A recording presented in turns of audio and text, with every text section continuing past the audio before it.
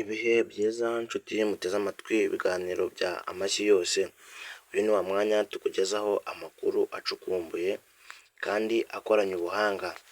Muri aka kanya ngira ngo nk'uko muri kubibona kuri sikirini yanyu,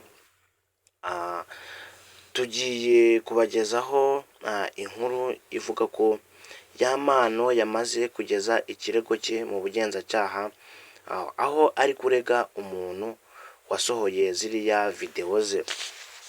Nibyo uri kubyumva neza, YAMPANO yamaze kujyana ikirego cye kigeza mu bushinjacyaha arega umuntu wasohoye videwo ze.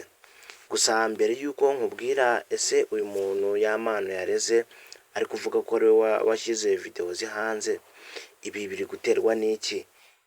Uyu muntu se zino videwo za YAMPANO yaba yarazikuye he kugeza n'aho azishyize ku karubanda? Mbere y'uko nkubwira byinshi kuri iyi nkuru, ndagira ngo wowe utarakora subscribe ubanze unkandira subscribe, ufungure inzogera kugira ngo uzajye ubasha kubana nanjye muri videwo zindi.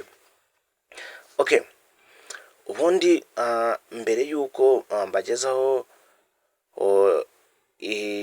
inkuru y'ukuntu YAMPANO yagiye kurega, ngira ngo nk'uko muri kubibona kuri screen, uyu muhungu bivugwa ko ariwe wasohoye videwo za YAMPANO. Ubundi uyu muhungu ni muntu ki? Uyu muhungu yitwa Pazo. Uyu muhungu yitwa Pazo, bajya muri Jen's Comedy Show, bajya bamubona akorana n'umuntu witwa Mavide. Uyu muhungu rero niwe wabanaga na YAMPANO. Yabanaga na YAMPANO, bivugwa ko ariwe wamufashaga mu gukora utuvidewo tw'uduchallenge, amavidewo bafataga bagiye kwamamaza indirimbo za YAMPANO. Rero uyu muhungu barabanaga, baje gutandukana aho YAMPANO yashakiye umugore, ibabwira YAMPANO ko agomba gushaka ahandi hantu ajya kuba, niko gutandukana nawe. Gusa mbere y'uko batandukana, bivugwa ko YAMPANO yari yaramuhaye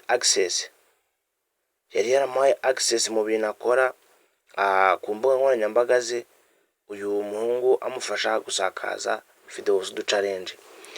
Bivugwa ko rero iriya videwo mwabonye YAMPANO ari gusambana n'umugore we, bivugwa ko YAMPANO yari yayibitse ku mbuga nkoranyambaga ze. Niho yari yayibitse, biza kurangira uyu Pazo nk'uko YAMPANO yari yaramuhaye access, yinjiriye ku mbuga nkoranyambaga ze, birangira iyo videwo ayishyize hanze. Rero iyi videwo ikigera hanze yahererekanyijwe n'abantu benshi, barayireba, bakomeza bayireba. Nibwo ikigo cy'igihugu cy'ubugenzacyaha cyaje kubyinjiramo, gikora iperereza ku byo videwo, baza gusanga mu ifatwa ryayo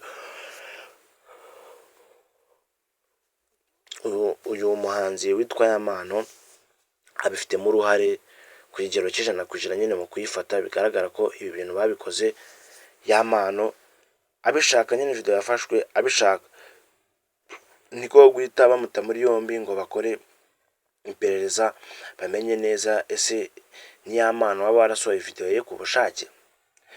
Ubwo rero nyuma yo gukora iperereza baje gusanga atari YAMPANO wasohoye video ye ku bushake, ahubwo hari undi muntu ubyihishe inyuma. Ubwo rero nyuma y'iminsi YAMPANO avuye muri gereza, nibwo haje kuza kujya amakuru hanze avuga ko YAMPANO yamaze gutanga ikirego arega uyu Pazo. Arimo aramushinja ko ari we washyize ziriya videwo hanze atabiherewe uburenganzira, akabikora nkana kandi akabikora adakurikije amategeko.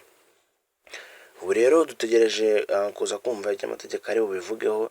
Ese nibyo koko ibi Pazo yakoze ntago byemewe, cyangwa ushobora no gusanga yanamureze atari nawe? Ni ukukomeza tukabihanga amaso tukareba nimba koko ibi bintu ari Pazo wabikoze. Gusa tukiri aho ngaho, nyemerera nkubwire ngo ahandi makuru akurikira ibi ngibi nyuma y'ikirego YAMPANO yatanze, turaza gukomeza kugenda tuyabagezaho. Wowe nkundira ukande subscribe kuri iyi channel kugira ngo uzajye ubasha kubana nanjye. Ciao ciao.